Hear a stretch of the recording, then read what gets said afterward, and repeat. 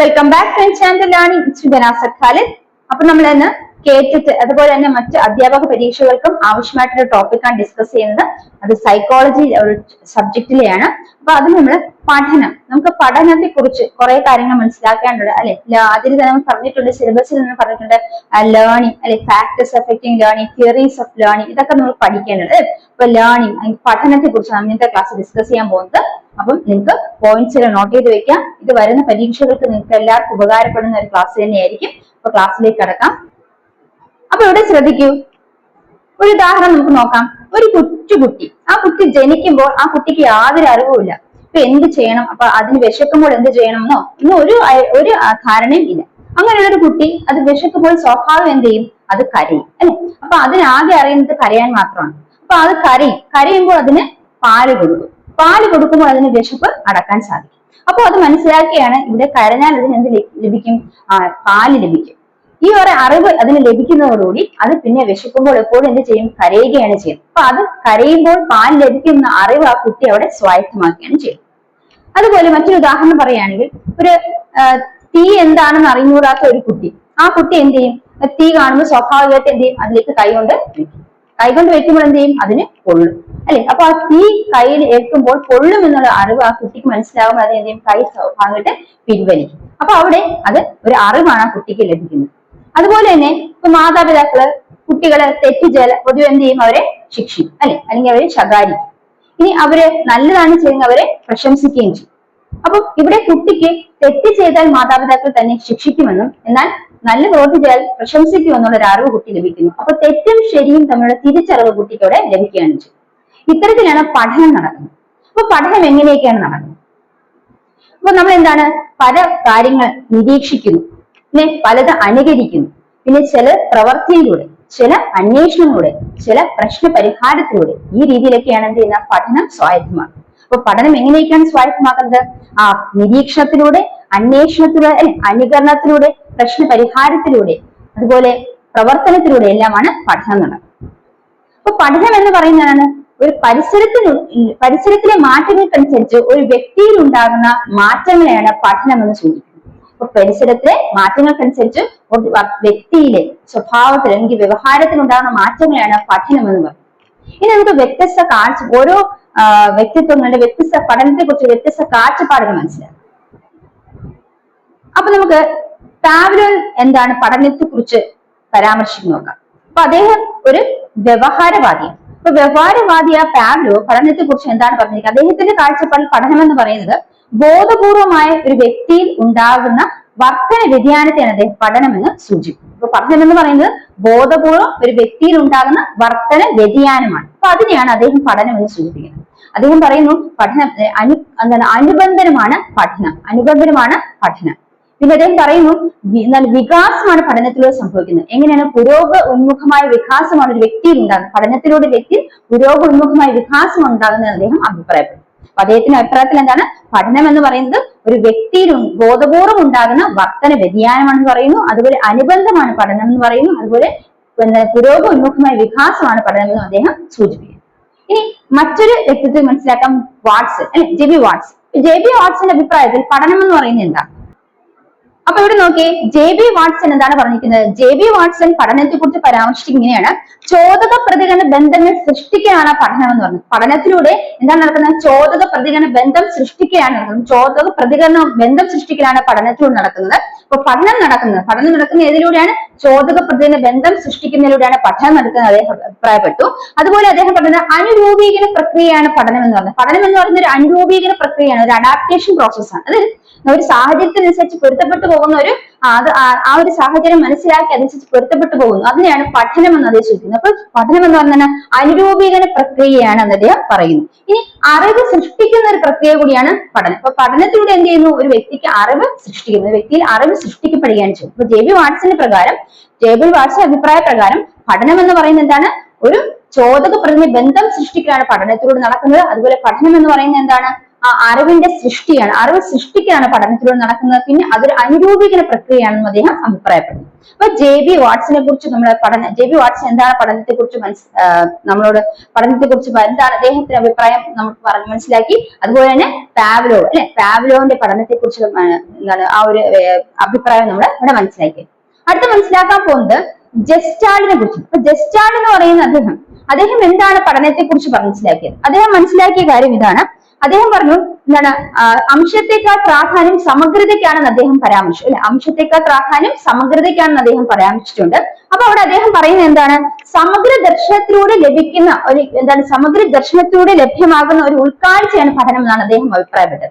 അപ്പൊ സമഗ്രമായ ദർശനത്തിലൂടെ ലഭിക്കുന്ന ഒരു ഉൾക്കാഴ്ചയാണ് പഠനം എന്ന് അഭിപ്രായപ്പെട്ടത് ആരാണ്? ജെസ്റ്റാൾഡ് ആണ്. അദ്ദേഹം പറഞ്ഞ എന്താണ്, അംശത്തെക്കാൾ പ്രാധാന്യം സമഗ്രതയ്ക്കാണ്. അപ്പൊ സമഗ്രമായ ദർശനത്തിലൂടെ നേടുന്ന ഒരു ഉൾക്കാഴ്ചയാണ് പഠനം എന്നാണ് ജെസ്റ്റാൾഡിന്റെ അഭിപ്രായത്തിൽ പഠനം എന്ന് പറയുന്നത്. മനസ്സിലായോ? അതുപോലെ തന്നെ സാമൂഹ്യ സാംസ്കാരിക ഘടകങ്ങളെല്ലാം ഒത്തുചേരുമ്പോഴാണ് പഠനം നടക്കുന്നത്. അതായത് സാമൂഹ്യ സാംസ്കാരിക പ്രക്രിയ കൂടിയാണ് പഠനം. അപ്പൊ അദ്ദേഹത്തിന്റെ അഭിപ്രായത്തിൽ അംശത്തിനേക്കാൾ പ്രാധാന്യം സമഗ്രതയ്ക്കാണ്. അതുപോലെ സമഗ്രമായ ദർശനത്തിലൂടെ ലഭിക്കുന്ന ഒരു ഉൾക്കാഴ്ചയാണ് പഠനം എന്നാണ് അദ്ദേഹം അഭിപ്രായപ്പെട്ടത്. അപ്പൊ നമ്മളിവിടെ പാവ്ലോവിന്റെ പഠനത്തെ കുറിച്ചുള്ള അഭിപ്രായം മനസ്സിലാക്കി. അതുപോലെ JB വാട്സന്റെ പഠനത്തെ കുറിച്ചുള്ള അഭിപ്രായം മനസ്സിലാക്കി. ഇപ്പോൾ മനസ്സിലാക്കിയത് ജെസ്റ്റാൾഡിന്റെ അഭിപ്രായം, പഠനത്തിലുള്ള ജെസ്റ്റാൾഡിന്റെ അഭിപ്രായമാണ് മനസ്സിലാക്കി. ഇനി നമുക്ക് മറ്റു കുറച്ച് കാര്യങ്ങൾ കൂടെ മനസ്സിലാക്കാം. ഇനി നോക്കിയേ, എങ്ങനെ പഠിക്കണമെന്ന് പഠിക്കുന്നതാണ് പഠനം എന്ന് അഭിപ്രായപ്പെട്ടു. എങ്ങനെ പഠിക്കണമെന്ന് പഠിക്കുന്നതാണ് പഠനം എന്ന് അഭിപ്രായപ്പെട്ടത് ആരാണ്? ബ്രൂണറാണ് കേട്ടോ. എങ്ങനെ പഠിക്കണമെന്ന് പഠിക്കുന്നതാണ് പഠനം എന്ന് അഭിപ്രായപ്പെട്ടത് ബ്രൂണറാണ്. എന്താണ്, എങ്ങനെ പഠിക്കണമെന്ന് പഠിക്കുന്നതാണ്, എങ്ങനെയാണ് പഠിക്കേണ്ടത് എന്ന് പഠിക്കുന്നതാണ് പഠനം എന്ന് അഭിപ്രായപ്പെട്ടത് ബ്രൂണറാണ്. അപ്പൊ എങ്ങനെ പഠിക്കണം എന്ന് പഠിക്കുന്നതാണ് പഠനം എന്ന് അഭിപ്രായപ്പെട്ടത് ആരാണ്? ബ്രൂണറാണ്. ഇനി അനുഭവത്തിലൂടെ വ്യവഹാര പരിവർത്തനമാണ് പഠനം എന്ന് പറഞ്ഞത് ആരാണ്? അനുഭവത്തിലൂടെയുള്ള വ്യവഹാര പരിവർത്തനമാണ് പഠനം എന്ന് പറയുന്നത് ഗേറ്റ്സ് ആണ്. അപ്പൊ ഗേറ്റ്സ് ആണ് എങ്ങനെ അഭിപ്രായപ്പെട്ടത്? അനുഭവത്തിലൂടെ ഉണ്ടാകുന്ന വ്യവഹാര പരിവർത്തനമാണ് പഠനം എന്ന് അഭിപ്രായപ്പെട്ടത് ഗേറ്റ്സ് ആണ്. അപ്പൊ നോക്കിയേ, എങ്ങനെ പഠിക്കണമെന്ന് പഠിക്കുന്നതാണ് പഠനം എന്ന് പറഞ്ഞത് ബ്രൂണറാണ് അല്ലെ. എങ്ങനെ പഠിക്കണമെന്ന് പഠിക്കുന്ന ആരാണ് അങ്ങനെ പറഞ്ഞത്? പഠനത്തെ കുറിച്ച് ബ്രൂണറാണ്. എങ്ങനെ പഠിക്കണമെന്ന് പഠിക്കുന്നതാണ് പഠനം എന്ന് പറഞ്ഞത് അഭിപ്രായപ്പെട്ടത് ബ്രൂണറാണ്. ഇനി അനുഭവത്തിലൂടെയുള്ള വ്യവഹാര പരിവർത്തനമാണ് പഠനം എന്ന് അഭിപ്രായപ്പെട്ടത് ഗേറ്റ്സ് ആണ്. അനുഭവത്തിലൂടെ ഉണ്ടാകുന്ന വ്യവഹാര പരിവർത്തന പഠനം എന്ന് അഭിപ്രായപ്പെട്ടത് ഗേറ്റ്സ് ആണ്. മനസ്സിലായോ? ഇനി നമ്മൾ മനസ്സിലാക്കേണ്ടത് സ്കിന്നറുടെ അഭിപ്രായത്തിൽ പഠനം എന്ന് പറഞ്ഞാൽ എന്താണ്? പഠനം അനുക്രമമായി നടക്കുന്ന വ്യവഹാര അനുയോജനമാണെന്നാണ് സ്കിന്നർ അഭിപ്രായപ്പെട്ടത്. പഠനം എന്ന് പറയുന്നത് അനുക്രമമായി നടക്കുന്ന വ്യവഹാര അനുയോജനമാണ് എന്ന് അഭിപ്രായപ്പെട്ടത് ആരാണ്? സ്കിന്നർ ആണ്. ഇനി മറ്റൊരു അഭിപ്രായമുണ്ട്, മോർഫെ എന്ന് പറയുന്നത്. അദ്ദേഹം അഭിപ്രായപ്പെട്ടത് പഠനം എന്ന് പറഞ്ഞത് സമാർജിതമായ സമ്മർദ്ദ ലഘൂകരണ പ്രക്രിയയാണ്. പഠനം എന്ന് പറയുന്നത് സമാർജിതമായ സമ്മർദ്ദ ലഘൂകരണ പ്രക്രിയയാണ് അഭിപ്രായപ്പെട്ടത് ആരാണ്? മോർഫെയാണ്. ഇനി അതുപോലെ തന്നെ ഇനി അനുഭവങ്ങളുടെ ഫലമായി ഒരു വ്യക്തിയിൽ നടക്കുന്ന താരതമ്യേന സ്ഥിരമായ മാറ്റമാണ് പഠനം എന്ന് അഭിപ്രായപ്പെട്ടത് RS വുഡ്സ്വർത്ത് ആണ്. അപ്പൊ RS വുഡ്സ്വർത്തിന്റെ അഭിപ്രായത്തിൽ അനുഭവങ്ങളുടെ ഒരു വ്യക്തിയിൽ നേടുന്ന താരതമ്യേന സ്ഥിരമായ മാറ്റങ്ങളാണ് പഠനം എന്ന് അദ്ദേഹം വിശേഷിപ്പിച്ചു. അപ്പൊ പഠനം ബന്ധപ്പെട്ട ഓരോ വ്യക്തിത്വങ്ങളുടെ കാഴ്ചപ്പാടുകൾ മനസ്സിലാക്കിയത്. ആദ്യം മനസ്സിലാക്കിയത് പാവ്ലോവിനെ കുറിച്ചാണ്. അദ്ദേഹം പറഞ്ഞ എന്താണ്? പഠനം എന്ന് പറയുന്നത് ബോധപൂർവ്വ വ്യക്തിയിൽ നടക്കുന്ന വർത്തന വ്യതിയാനമാണ് അദ്ദേഹം അഭിപ്രായപ്പെട്ടത് അല്ലെ. അതെന്താണ്? ഒരു അനുബന്ധനമായ പ്രക്രിയ, അനുബന്ധനമാണ് പഠനം എന്നാണ് അദ്ദേഹം അഭിപ്രായപ്പെട്ടത്. അടുത്ത JB വാട്സൺ എന്താ പറഞ്ഞത്? ചോദക പ്രതീരണ ബന്ധം സൃഷ്ടിക്കാനാണ് പഠനം എന്ന് പറഞ്ഞത്. അനുരൂപീകരണ പ്രക്രിയയാണ് പഠനം അദ്ദേഹം വിശേഷിപ്പിച്ചു അല്ലെ. ഇനി പറയുന്നതാണ്, ഇനി ജെസ്റ്റാൾഡ് അദ്ദേഹം എന്താ പറഞ്ഞത്? അദ്ദേഹം പറഞ്ഞത് എന്താണ്? സമഗ്ര ദർശനത്തിലൂടെ നേടുന്ന ഒരു ഉൾക്കാഴ്ചയാണ്, സമഗ്ര ദർശനത്തിലൂടെ ലഭിക്കുന്ന ഒരു ഉൾക്കാഴ്ചയാണ് പഠനം എന്നാണ് അദ്ദേഹം അഭിപ്രായപ്പെട്ടത് അല്ലെ. ഇനി പിന്നെ ആരാ മനസ്സിലാക്കിയത്? ബ്രൂണ് അഭിപ്രായപ്പെട്ടതാണ് എങ്ങനെ പഠിക്കണമെന്ന് പഠിക്കുന്നതാണ് പഠനം അഭിപ്രായപ്പെട്ടതാണ് ബ്രൂണ്. ഇനി അതുപോലെ തന്നെ പഠനം അനുഭവത്തിലൂടെ ഉണ്ടാകുന്ന വ്യവഹാര വർത്തനമാണ് അല്ലെങ്കിൽ വ്യവഹാര പരിവർത്തനമാണെന്ന് അഭിപ്രായപ്പെട്ടത് ആരാണ്? ഗേറ്റ്സ് ആണ്. അപ്പൊ ഗേറ്റ്സ് ആണ് പഠനം എന്നാണ് അനുഭവത്തിലൂടെ ഉണ്ടാകുന്ന വ്യവഹാര പരിവർത്തനമാണ് അഭിപ്രായപ്പെട്ടത്. ഇനി സ്കിന്നർ അഭിപ്രായപ്പെട്ടത് എന്താണ്? പഠനം എന്ന് പറയുന്നത് ഒരു വ്യക്തിയിൽ അനുക്രമം നടക്കുന്ന വ്യവഹാര അനുയോജനമാണ് പഠനം. പഠനം എന്ന വ്യക്തിയിൽ അനുക്രമം നടക്കുന്ന വ്യവഹാര അനുയോജനം അഭിപ്രായപ്പെട്ടത് സ്കിന്നറാണ്. ഇനി മോർഫെ അഭിപ്രായത്തിൽ പഠനം എന്നാൽ എന്താണ്? സമാർജിതമായി നടക്കുന്ന സമ്മർദ്ദ ലഘൂകരണ പ്രക്രിയയാണ്. പഠനം എന്ന് പറഞ്ഞാൽ സമാർജിതമായ സമ്മർദ്ദ ലഘൂകരണ പ്രക്രിയ അഭിപ്രായപ്പെട്ടത് ആരാണ്? മോർഫെയാണ്. ഇനി വുഡ്സ്വർത്ത് അഭിപ്രായത്തിൽ അനുഭവത്തിലൂടെ ഫലമായി ഒരു വ്യക്തിയിൽ ഉണ്ടാകുന്ന സ്ഥിരമായ മാറ്റങ്ങളെയാണ് പഠനം എന്ന് അദ്ദേഹം അഭിപ്രായപ്പെട്ടത്. അപ്പൊ ഇത്രയും കാര്യങ്ങളാണ് നമ്മൾ മനസ്സിലാക്കിയത്. ചുരുക്കി പറഞ്ഞാൽ പഠനം എന്ന് പറഞ്ഞാൽ ഒരു വ്യക്തിയുടെ ജീവിത വ്യവഹാരങ്ങൾക്കനുസൃതമായി ഒരു വ്യക്തിയിൽ ഉണ്ടാകുന്ന അറിവുകളും അതുപോലെ മനോഭാവങ്ങളും നൈപുണ്യങ്ങളും ആ വ്യക്തി നേടുന്ന പ്രക്രിയയാണ് എന്താ അറിയപ്പെടുന്നത്, പഠനം എന്നറിയപ്പെടുന്നത്. അപ്പോൾ ഒരു വ്യക്തിക്ക് ജീവിത വ്യവഹാരങ്ങൾക്കനുസൃതമായിട്ട് നേടുന്ന അറിവും നൈപുണ്യങ്ങളും മനോഭാവങ്ങളും എല്ലാം നേടുന്ന ആ പ്രക്രിയയാണ് പഠനം എന്ന് വിശേഷിപ്പിക്കുന്നത്. അപ്പൊ നമ്മൾ ഇനി മനസ്സിലാക്കാൻ പോകുന്നത് പഠനത്തെ സ്വാധീനിക്കുന്ന ഘടകങ്ങൾ എന്തൊക്കെയാണ്. പഠനത്തെ സ്വാധീനിക്കുന്ന ഘടകങ്ങൾ എന്തൊക്കെയാണ്? അപ്പൊ പഠനത്തെ സ്വാധീനിക്കുന്ന പ്രധാന ഘടകങ്ങൾ എന്താണെന്ന് നോക്കാം. ഒന്ന്, വൈയക്തിക ചരങ്ങൾ. വൈയക്തിക ചരങ്ങൾ അല്ലെങ്കിൽ ഇൻഡിവിജ്വൽ വേരിയബിൾസ് എന്നാണ് പറയുന്നത്. അതായത് ഒരു വ്യക്തിയുമായി ബന്ധപ്പെട്ട ഘടകങ്ങൾ, വ്യക്തിയുമായി ബന്ധപ്പെട്ട ഘടകങ്ങളാണ് ഒന്ന് വൈയക്തിക ചരങ്ങൾ. അടുത്തത് പാഠ്യചരങ്ങൾ. പാഠ്യവസ്തുവുമായി ബന്ധപ്പെട്ട അല്ലെങ്കിൽ പാഠ്യവസ്തുവുമായി ബന്ധപ്പെട്ട ചരങ്ങളാണെന്ന് പറയുന്നത് പാഠ്യചരങ്ങൾ എന്നറിയപ്പെടുന്നത്. അടുത്തത് പാഠ്യതന്ത്ര ചരങ്ങൾ. അപ്പൊ പാഠ്യതന്ത്രങ്ങളുമായി ബന്ധപ്പെട്ട ചരങ്ങളാണ് പാഠ്യതന്ത്ര ചരങ്ങൾ എന്ന് അറിയപ്പെടുന്നത്. അപ്പൊ പഠനവുമായി ബന്ധപ്പെട്ട അല്ലെങ്കിൽ പഠനത്തെ സ്വാധീനിക്കുന്ന ഘടകങ്ങൾ എന്തൊക്കെയാണ്? വൈയക്തിക ചരങ്ങൾ, അതായത് വ്യക്തിയുമായി ബന്ധപ്പെട്ടത് അല്ലെ. ഇനി പാഠ്യചരങ്ങൾ, പാഠ്യവസ്തുവുമായി ബന്ധപ്പെട്ടത്, അതിലെ പാഠ്യതന്ത്ര ചരങ്ങൾ. അപ്പൊ പാഠ്യതന്ത്രവുമായി ബന്ധപ്പെട്ട ചരങ്ങൾ, ഇത് മൂന്നുമാണ് പഠനവുമായി ബന്ധപ്പെട്ട് അല്ലെങ്കിൽ പഠനത്തെ സ്വാധീനിക്കുന്ന പ്രധാനപ്പെട്ട ഘടകങ്ങൾ. ഇപ്പൊ ഓരോന്നായിട്ട് നോക്കാം. എന്താണ് വൈയക്തിക ചരങ്ങൾ കൊണ്ട് ഉദ്ദേശിക്കുന്നത്? വൈയക്തിക ചരങ്ങൾ എന്ന് പറയുന്നത് വ്യക്തിയുമായി ബന്ധപ്പെട്ടവ നമ്മൾ അല്ലെ. അതായത് ഒരു വ്യക്തിയിൽ പഠനം നടക്കണമെങ്കിൽ ഒന്നാമത് നമുക്ക് പറയും അത് ആ വ്യക്തിയുടെ മാനസിക ശാരീരിക നില പഠനത്തെ സ്വാധീനിക്കുന്നു പറയും. അപ്പൊ ഒരു വ്യക്തി മാനസികമായിട്ട് തകർന്നിരിക്കുകയാണ്, അല്ലെങ്കിൽ ആ വ്യക്തി എന്താണ് ടെൻഷൻ അടിച്ചിരിക്കുകയാണ്, അദ്ദേഹം ആ വ്യക്തിക്ക് അല്ലെങ്കിൽ മനസ്സിന് നല്ല സുഖമില്ല, അങ്ങനെ ഇരിക്കുന്ന ഒരു വ്യക്തിയിൽ പഠനം നടക്കുമോ? അല്ലെ, സ്വാഭാവികമായിട്ട് ആ വ്യക്തിക്ക് പഠനം നടക്കാൻ സാധ്യത കുറവാണ് അല്ലെ. അപ്പൊ അവിടെ എന്താണ് മാനസികമായിട്ട് ആ വ്യക്തി എന്താണ് ഫിറ്റ് അല്ലെങ്കിൽ മാനസികമായിട്ട് ആ വ്യക്തി പൂർണ്ണമായിട്ട് നല്ല മാനസികാവസ്ഥയിലല്ലേ ഇരിക്കുന്നതിൽ ആ വ്യക്തിയിൽ പഠനം നടക്കാൻ സാധിക്കില്ല. അതുപോലെ ഫിസിക്കലി ഫിറ്റ് അല്ലാത്ത, അതായത് എന്താണ് ശാരീരികമായിട്ട് അസ്വസ്ഥത ഉള്ള വ്യക്തി അല്ലെങ്കിൽ ഒരു പനിയുള്ള ഒരു വ്യക്തിയാണ്, അല്ലെങ്കിൽ അത് ക്ഷീണിച്ചിരിക്കുന്ന ഒരു വ്യക്തിയാണ്, ആ വ്യക്തിയിൽ പഠനം സ്വാഭാവികമായിട്ട് മറ്റുള്ള ഊർജ്ജസ്വലരായിരിക്കുന്ന വ്യക്തികളിൽ പഠനം നടക്കുന്ന പോലെ നടക്കുമോ? ഇല്ല, ആ വ്യക്തിയിൽ പഠനം നടക്കില്ല അല്ലെ. പഠനം നടക്കുന്നത് വളരെ സാവധാനമായിരിക്കും. അപ്പൊ പഠനം എന്ന് പറയുന്നത് പഠിതാവിന്റെ ശാരീരിക മാനസിക അവസ്ഥയെ കൂടി സ്വാധീനിക്കും. ശാരീരിക മാനസിക അവസ്ഥയെ സ്വാധീനിക്കുന്നു അല്ലെങ്കിൽ പഠനത്തെ സ്വാധീനിക്കുന്ന മറ്റൊരു ഘടകം എന്താണ്? ശാരീരിക മാനസികാവസ്ഥ. ഒരു പഠിതാവിന്റെ ശാരീരിക മാനസികാവസ്ഥ പഠനത്തെ സ്വാധീനിക്കുന്നു. അപ്പൊ നല്ല ഊർജ്ജസ്വലനായിട്ടിരിക്കുകയാണെങ്കിൽ, നല്ല ആരോഗ്യവാനായിട്ടിരിക്കുകയാണെങ്കിൽ, മാനസികാവസ്ഥ നല്ല മാനസികാവസ്ഥ ഇരിക്കുന്ന വ്യക്തി മാത്രമേ പഠനം നടക്കുകയുള്ളൂ. അപ്പൊ അവിടെ പഠിതാവിന്റെ ശാരീരിക മാനസികാവസ്ഥ പഠനത്തെ സ്വാധീനിക്കുന്നു മനസ്സിലാക്കി വെക്കുക. അപ്പൊ അത് ഒന്നാമത്തെ പോയിന്റ് ആണ്. രണ്ടാമത് മനസ്സിലാക്കേണ്ടത് ഒരു പഠിതാവിന്റെ ബേസിക് പൊട്ടൻഷ്യൽ, അതായത് പഠിതാവിന് പല കഴിവുകളാണ് അല്ലെ. ഓരോ പഠിതാവിന്റെ കഴിവുകൾ വ്യത്യസ്തപ്പെടും. ഇപ്പൊ പല കഴിവുകളുള്ള പഠിതാക്കൾ എന്താണ് ആ ഓരോ കഴിവ് പ്രകടിപ്പിക്കുന്ന രീതിയിലുള്ള മേഖലയിൽ കൂടുതൽ പഠനം ആർജിക്കുകയും കൂടുതൽ പഠിക്കുകയും അവർക്ക് കൂടുതൽ കഴിവുകൾ അവിടെ പ്രകടിപ്പിക്കാൻ സാധിക്കുകയും ചെയ്യും. അപ്പൊ ഓരോ മേഖലയിൽ കഴിവ് കൂടുതലുള്ള ആളുകൾ എന്താ ആ ഒരു മേഖലയിൽ കഴിവ് കൂടുതൽ പ്രകടിപ്പിക്കുന്നു. അവിടെ പഠനം കൂടുതൽ നടക്കുകയും അവർ കൂടുതൽ കഴിവ് അവിടെ പ്രകടിപ്പിക്കുകയും ചെയ്യും. അപ്പൊ അവിടെ കഴിവുകൾ എന്ന് പറയുന്നത് വ്യക്തിയെ സംബന്ധിച്ചിടത്തോളം അല്ലെങ്കിൽ ഒരു വ്യക്തിയുടെ കഴിവെന്ന് പറയുന്ന ആ വ്യക്തിയുടെ പഠനത്തെ സ്വാധീനിക്കുന്ന മറ്റൊരു ഘടകമാണ്.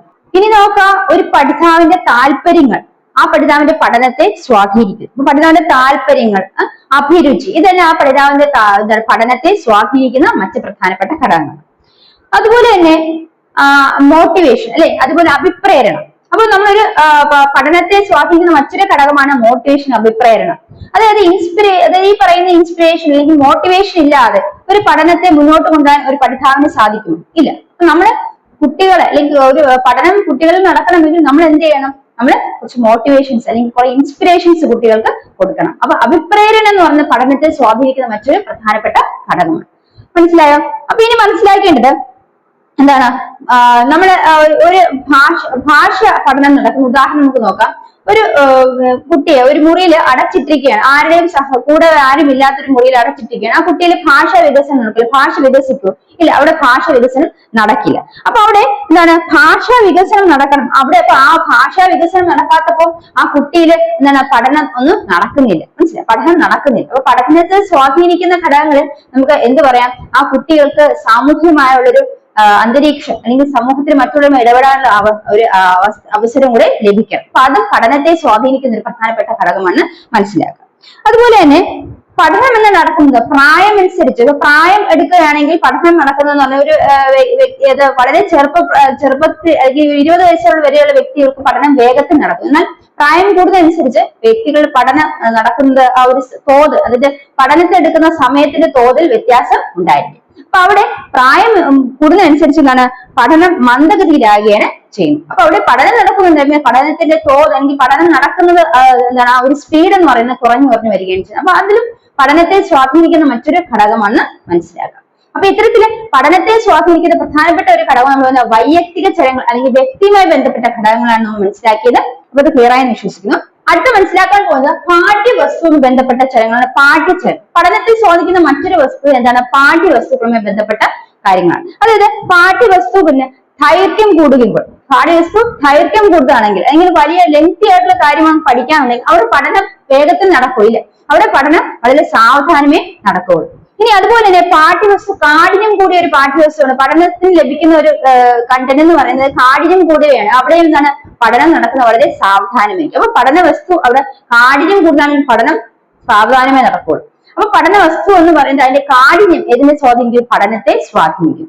അതുപോലെ പാഠ്യവസ്തു ആ പഠിക്കാൻ ഉപയോഗിക്കുന്ന പാഠ്യവസ്തുവിന്റെ ദൈർഘ്യം കൂടുതലാണെങ്കിൽ അവിടെ പഠനം പതുക്കെ നടക്കും. അപ്പൊ പാഠ്യവസ്തുവിന്റെ ദൈർഘ്യം, പാഠ്യവസ്തുവിന്റെ അതുപോലെ കാഠിന്യം ഇതെല്ലാം പഠനത്തെ സ്വാധീനിക്കുന്ന മറ്റൊരു ഘടകങ്ങൾ.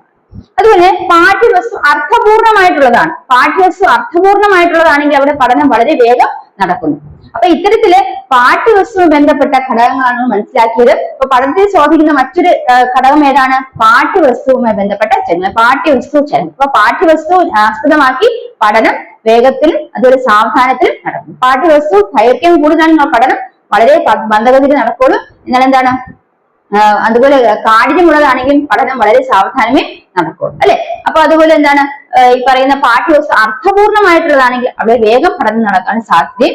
അപ്പൊ ഇങ്ങനെ പാഠ്യവസ്തു ബന്ധപ്പെട്ട ചലനങ്ങളാണെന്ന് മനസ്സിലാക്കിയത്. അപ്പൊ പഠനത്തെ സ്വാധീനിക്കുന്ന മറ്റൊരു ഘടകം ഏതാണ്? പാഠ്യവസ്തു ബന്ധപ്പെട്ടവ. മനസ്സിലായി? അടുത്ത് മനസ്സിലാക്കുന്ന പാഠ്യതന്ത്ര ചലനങ്ങൾ എന്താണ്? പാഠ്യതന്ത്ര ചലനങ്ങൾ. ഇവിടെ പാഠ്യതന്ത്ര ചലനങ്ങൾ ഉദ്ദേശിക്കുന്നത് എന്താണ്? ഒരു പാഠ്യവസ്തുവിലുള്ള ആ ഒരു കാര്യങ്ങൾ കുട്ടി മനസ്സിലാക്കണമെങ്കിൽ, ഒരു പഠിതാവ് മനസ്സിലാക്കണമെങ്കിൽ വിവിധതരം തന്ത്രങ്ങൾ ഉപയോഗിക്കും, അല്ലെ? പല മെത്തേഡ്സ് ഉപയോഗിക്കും. ഉദാഹരണത്തിന് ഒരു ടീച്ചർ ഒരു പുതിയതായിട്ടൊരു കാര്യങ്ങളാണ് കുട്ടിയിലേക്ക് ഇൻട്രൊഡ്യൂസ് ചെയ്യാൻ പോകുന്നതെങ്കിൽ അവിടെ ആ ടീച്ചറിന്റെ കഴിവിലൂടെ പാസ്റ്റ് എക്സ്പീരിയൻസിലൂടെയാണ് കുട്ടിയെ പ്രസന്റ് എക്സ്പീരിയൻസിലേക്ക് കൊണ്ടുവരുന്നത്. അതായത് മുന്നറിവുകൾ ചെക്ക് ചെയ്തുകൊണ്ട് മുമ്പേ അറിഞ്ഞിരുന്ന കുറെ കാര്യങ്ങൾ അത് ചെക്ക് ചെയ്ത് അതിനെ കുറിച്ചുള്ള അറിവ് കുട്ടികളിൽ ഉണ്ടോ എന്ന് മനസ്സിലാക്കിക്കൊണ്ട് അതുമായി കണക്ട് ചെയ്തായിരിക്കും പുതിയൊരു അറിവ് ടീച്ചർ കുട്ടികളിലേക്ക് നൽകുന്നത്. അപ്പൊ അവിടെ ടീച്ചറിന്റെ കഴിവിലൂടെ കുട്ടികളിലേക്ക് പുതിയ എക്സ്പീരിയൻസ്, പാസ്റ്റ് എക്സ്പീരിയൻസ്, അതായത് മുന്നറിവുകളിൽ നിന്നും പുതിയൊരു അറിവുകളിലേക്ക് കുട്ടികളെ എത്തിച്ചേർക്കുകയാണ് ചെയ്യുന്നത്. അപ്പൊ അത് ഒരു വ്യത്യസ്ത തന്ത്രമാണ്. പാഠ്യവസ്തു കുട്ടികളിലേക്ക് എത്തിച്ചേർത്താനുള്ള മറ്റൊരു പ്രധാനപ്പെട്ട തന്ത്രമാണ്. ഇനി പല മെത്തേഡ്സ് ഉപയോഗിച്ച് ടീച്ചിങ് നടത്താം. അപ്പം ഒരു സബ്ജക്റ്റിനെ കുറിച്ച് പഠിപ്പിക്കുമ്പോൾ ആ സബ്ജക്ട് കുട്ടികൾക്ക് അറിയാവുന്ന മറ്റേതെങ്കിലും ഒരു വസ്തുതയുമായി കണക്ട് ചെയ്ത് പറയും. അപ്പൊ ആ ഒരു റിലേഷൻ കീപ്പ് ചെയ്തുകൊണ്ട് ആ സബ്ജക്റ്റിലേക്ക് എത്തുന്നു. അതും മറ്റൊരു തന്ത്രമാണ്. ഇനി ഇവിടെ എന്താണ്? ഒരു കാര്യം പഠിച്ചാൽ ആ പഠിക്കുന്നത് എന്താണ് അതിനോടൊപ്പം തന്നെ അതിന്റെ റിവിഷനും പ്രാക്ടീസും ചെയ്തു പോകാം. അപ്പൊ റിവൈസ് ചെയ്ത് പ്രാക്ടീസ് ചെയ്തു പോകാം. അത് മറ്റൊരു പാഠ്യവസ്തു മനസ്സിലാക്കേണ്ട ഒരു തന്ത്രമാണ്. മനസ്സിലായി? അതുപോലെ എന്താണ് ഇടയ്ക്കിടയ്ക്ക് ടെസ്റ്റ് പേപ്പേഴ്സും അതുപോലെ എന്താണ് കാര്യങ്ങളൊക്കെ ഇട്ട് ഫീഡ്ബാക്ക് ചെക്ക് ചെയ്യുക. അതും എന്താണ് മറ്റൊരു തന്ത്രമാണ്. അപ്പൊ പാഠ്യവസ്തു മനസ്സിലാക്കുന്നതോടൊപ്പം തന്നെ ആ പാഠ്യവസ്തുക്കൾ ഏതൊക്കെ രീതിയിൽ കുട്ടികളിലേക്ക് എത്തിച്ചേർന്നു അല്ലെങ്കിൽ കുട്ടികൾ എത്രത്തോളം ആ പാഠ്യവസ്തുവിനെ മനസ്സിലാക്കിയെന്ന് അറിയാൻ വേണ്ടിയിട്ടുള്ള കാര്യങ്ങൾ ചെക്ക് ചെയ്യും. അപ്പൊ അതാണ് വ്യത്യസ്ത തന്ത്രങ്ങൾ. അപ്പൊ പാഠ്യവസ്തുവുമായി ബന്ധപ്പെട്ട അല്ലെങ്കിൽ പാഠ്യവസ്തുവുമായി ബന്ധപ്പെട്ട് എന്തൊക്കെ കുട്ടികൾ മനസ്സിലാക്കി അത് ചെക്ക് ചെയ്യാനായിട്ട് നമ്മൾ പലതരം മാർഗങ്ങൾ ഉപയോഗിക്കും, മെത്തേഡ്സ് യൂസ് ചെയ്യും. അപ്പൊ അതാണ് പാഠ്യതന്ത്ര ചലനങ്ങളോട് ഉദ്ദേശിക്കുന്നത്. അപ്പൊ ആ വ്യത്യസ്ത പാഠ്യതന്ത്ര ചലനങ്ങൾ ഒരു കുട്ടിയുടെ പഠനത്തെ സ്വാധീനിക്കും. അപ്പൊ വേറെ രീതിയിലാണ് പഠനതന്ത്രങ്ങൾ ടീച്ചേഴ്സ് സെലക്ട് ചെയ്യുന്നതെങ്കിൽ കുട്ടിയിലേക്ക് അറിവ് എത്തിച്ചേരുന്നതിനെ സെലക്ട് ചെയ്യുന്നത് അതനുസരിച്ച് ആ കുട്ടിയിലെ പഠനത്തിന് മികവുണ്ടാകും. അപ്പൊ നല്ല രീതിയിൽ ആ കുട്ടിക്ക് ഒരു കുട്ടിയുടെ പഠനത്തെ ഇൻഫ്ലുവൻസ് ചെയ്യുന്ന അല്ലെങ്കിൽ അതിനെ മോട്ടിവേറ്റ് ചെയ്യുന്ന രീതിയിലുള്ള കാര്യങ്ങളിലൂടെയാണ് പാഠ്യവസ്തു കുട്ടിയിലേക്ക് എത്തിച്ചേരുന്നതെങ്കിൽ, ടീച്ചർ എത്തിച്ചേർക്കാൻ സാധിക്കുന്നെങ്കിൽ തീർച്ചയായും കുട്ടീനെ നല്ല രീതിയിൽ ആ ഒരു കാര്യത്തെ കുറിച്ച് നല്ലൊരു ഗ്രാഹ്യ കുട്ടിക്ക് ഉണ്ടായിരിക്കും. അപ്പൊ അതാണ് പാഠ്യതന്ത്ര ചലനങ്ങൾ നമ്മൾ മനസ്സിലാക്കേണ്ട പ്രധാനപ്പെട്ട കാര്യം. അപ്പൊ എന്താണ് അത് മാത്രമല്ല കുട്ടിയിലേക്ക് നമുക്ക് മനസ്സിലാക്കും ഒരു നല്ലൊരു അന്തരീക്ഷത്തിൽ നിന്നാണ് കുട്ടി പഠിക്കുന്നതെങ്കിൽ അവിടെ എന്താ ലേണിംഗ് എക്സ്പീരിയൻസ് കുട്ടിക്ക് നല്ല രീതിയിൽ ലഭിക്കും. അപ്പൊ ആ അന്തരീക്ഷത്തിൽ നിന്ന് കുട്ടിക്ക് സ്വായത്തമാക്കാൻ വേഗത്തിൽ കുട്ടിക്ക് അറിവ് സ്വായത്തമാക്കാൻ സാധിക്കും. മനസ്സിലായി? അപ്പൊ അതാണ് പാഠ്യേതര ചലനങ്ങളുമായിട്ട് ബന്ധപ്പെട്ട കാര്യം. ഇപ്പൊ ലേണിംഗ് അല്ലെങ്കിൽ പഠനത്തെ സ്വാധീനിക്കുന്ന ഘടകങ്ങൾ പ്രധാനപ്പെട്ട പഠിച്ചത് എന്തൊക്കെയാണ്? വൈയക്തിക ചലനങ്ങൾ അല്ലെ, വ്യക്തിയുമായി ബന്ധപ്പെട്ട കാര്യങ്ങളാണ് പഠിച്ചത്. അടുത്ത എന്താണ്? പാഠ്യവസ്തുവുമായി ബന്ധപ്പെട്ട കാര്യങ്ങളെ കുറിച്ച് മനസ്സിലാക്കി. ഇനി പാഠ്യതന്ത്ര ചലനങ്ങൾ, അതും പഠനത്തെ സ്വാധീനിക്കുന്ന മറ്റൊരു ഘടകമാണ് മനസ്സിലാക്കി. അപ്പൊ ഇന്നത്തെ ക്ലാസ്സിൽ നമ്മൾ പഠനത്തെ കുറിച്ച് മനസ്സിലാക്കി, വ്യത്യസ്ത വ്യക്തിത്വങ്ങളെ പഠനത്തിന്റെ കാഴ്ചപ്പാടുകളെ കുറിച്ച് മനസ്സിലാക്കി അല്ലെ. പിന്നെ എന്താണ്? പഠനത്തെ സ്വാധീനിക്കുന്ന ഘടകങ്ങളെ കുറിച്ചും മനസ്സിലാക്കി. ഇപ്പൊ ക്ലാസ് നിങ്ങൾക്ക് ഉപയോഗപ്പെട്ടെന്ന് വിശ്വസിക്കുന്നു. ഉപയോഗപ്പെട്ടെങ്കിൽ തീർച്ചയായും ചാനൽ സബ്സ്ക്രൈബ് ചെയ്യുക. നിങ്ങളുടെ പരീക്ഷയ്ക്ക് ആവശ്യമായിട്ടുള്ള ടോപ്പിക്സുകൾ കവർ ചെയ്യാൻ മാക്സിമം ശ്രമിക്കുന്നതാണ്. ഇതിന്റെ മറ്റൊരു ക്ലാസ്സിലേക്ക് കാണാം. അടുത്ത ക്ലാസ്സിൽ കാണുന്നവരെ bye from me. Thank you.